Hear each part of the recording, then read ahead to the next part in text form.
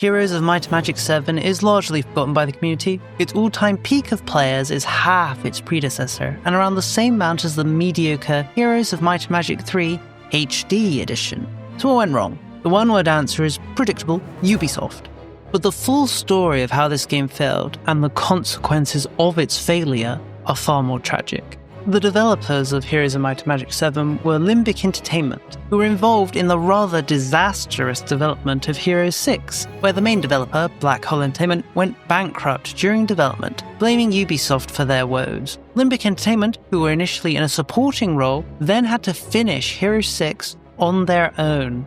So with that as a precedent, they started development of Heroes 7. We can kind of see how long was spent on the game based on when development of Heroes 6 ended, that being 2013, with Heroes 7 being announced in 2014 and released in 2015, which is a very tight time frame for game development, a little less or a little more than 2 years. It's not surprising then that Heroes 7 would reuse a lot of assets from Heroes 6.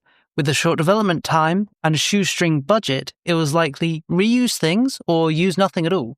On top of that, Heroes 7 reverted a lot of changes made in Heroes 6 back to a more classic style, like the beloved Heroes 3. But despite that, the game would be released buggy, unfinished, and rushed. And while many of the problems would be fixed, the largest one still holds the game back to this day. The biggest issue that Heroes of Might and Magic 7 has is its poor battle AI. The combat AI is catastrophically bad.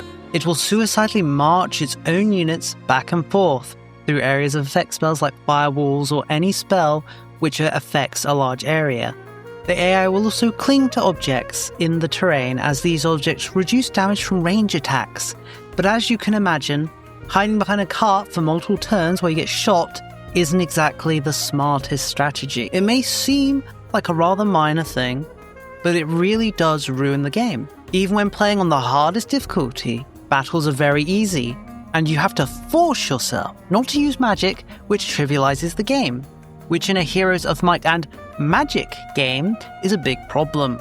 This is a real shame, because the game has a lot of good and interesting ideas that to me make the game very enjoyable. So, let's talk about what makes the game good. Starting with tactical battles, HOM 7 brings back, as I mentioned, cover from objects, but it also introduces flanking. In HOM 3, for example, you only really cared about positioning in order to stay out of range of other enemies, but here in 7, hitting enemies in the sides and back increases the damage you do. On top of that, HOM 7 tries to fix one of the main exploits across the franchise, the single stack trick. In older games, units could only counterattack once per turn, so players would send a single, worthless unit to soak up that counterattack, leaving the enemy defenseless against the rest of the army. In HOM 7, however, losing a stack of creatures is pretty bad. The enemy gains a boost of 20 morale for each of their units, while each of yours lose 20 morale. This can lead to your enemies gaining extra turns and you missing turns, giving these sacrificial tactics a major downside. But the changes to tactical combat weren't the only thing buried in Heroes 7. There are a lot of good ideas in the strategic part of the game. Like Heroes 6, the map is now divided up into zones. Controlling the town or fort in the zone now gives you control of all buildings in that zone, not including ones occupied by neutral stacks, of course. This solves one of the more annoying parts of older Heroes: mine flagging.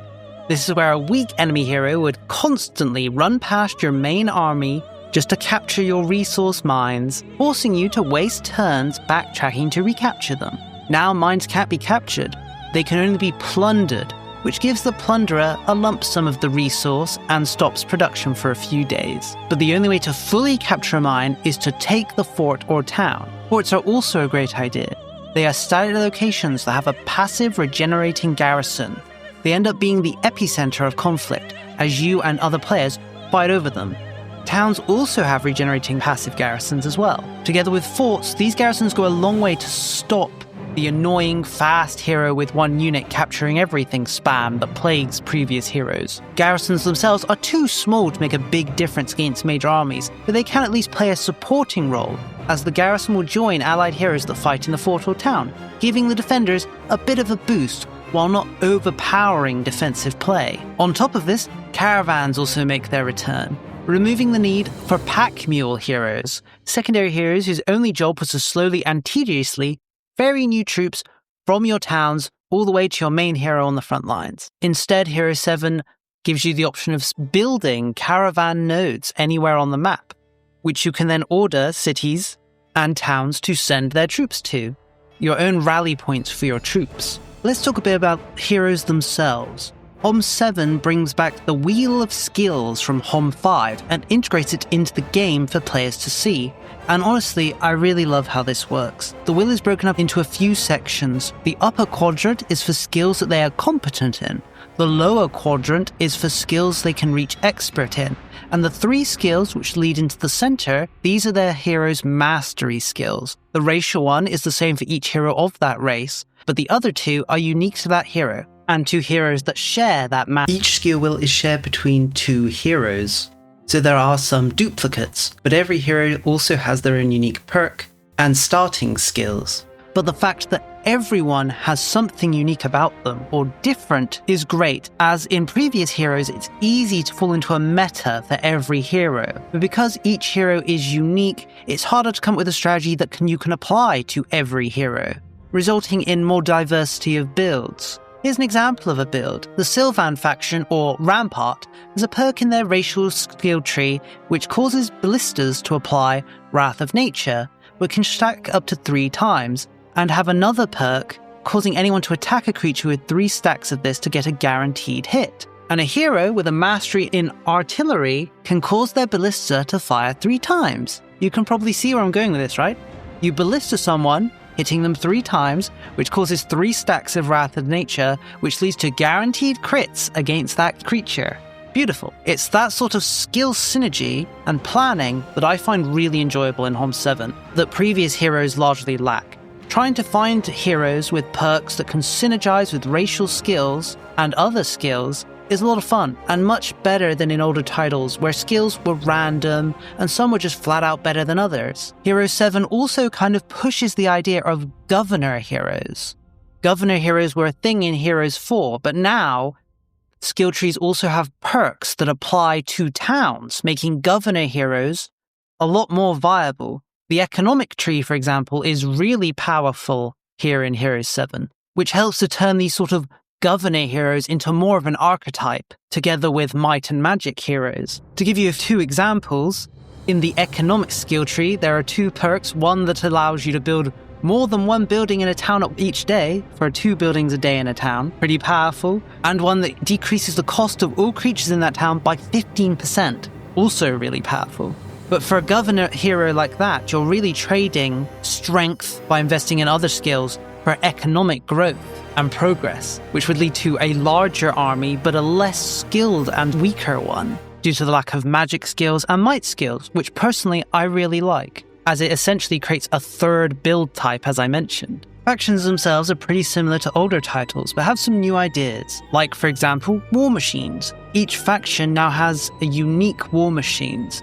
The Havan faction has a simple ballista which attacks and a healer which heals, but Necropolis have a giant spider woman who both attacks and provides a damage buff to allies. Stronghold has a shaman who both attacks and heals allies, or Dungeon, who has a faceless which applies a death cloak to an ally which damages attacking enemies. It may seem very minor, but it does a lot to help the factions feel unique, and encourages devising strategies based around these war machines and their effects. On the unit side, HOM 7 sticks to the base unit and elite upgrade option like in HOM 3, but it does revive one of the ideas from HOM 4, that being mutually exclusive units.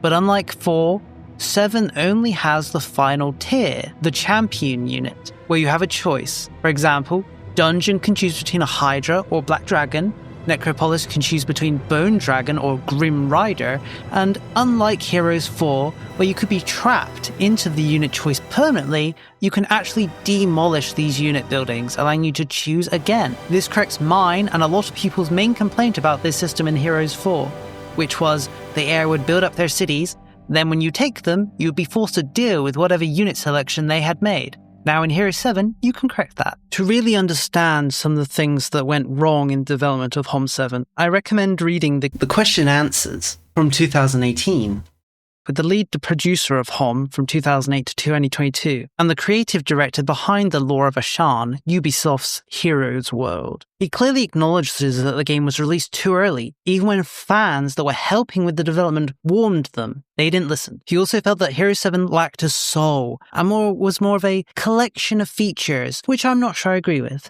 To me, HOM 7 is a scrappy sort of game trying to do something great with far too little. But then, I love an underdog. He also mentions that he felt that Ubisoft can never escape from being Ubisoft and will always be in the shadow of HOM 3. He also confirms that a lot of HOM projects that were in the works or were in discussion at the time of HOM 7's release were cancelled or just never greenlit, likely due to the failure of HOM 7, and Ubisoft deciding the franchise wasn't worth their time. Some of these projects were Dark Messiah of Might and Magic 2 and Clash of Heroes 2. We do get some nice graphics, which were probably made for Dark Messiah 2, so that's nice, I guess. But it's sad to know that these projects never went anywhere, even when there was a will to make them. Ubisoft just turned its back on the franchise for a good decade, until 2024, but that's a story for another time.